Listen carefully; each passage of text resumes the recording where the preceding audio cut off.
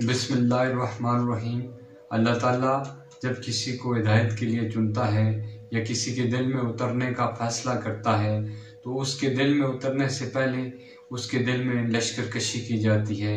वो वक्त, वो हालात, वो वाक़यात दीद के काबिल होते हैं कि जब उसके दिल में मौजूद हर ख्वाहिश को उजाड़ कर रख दिया जाता है, ज़मीन साफ़ कर दी जाती है, ना कोई पहाड़ ना कोई कंकर।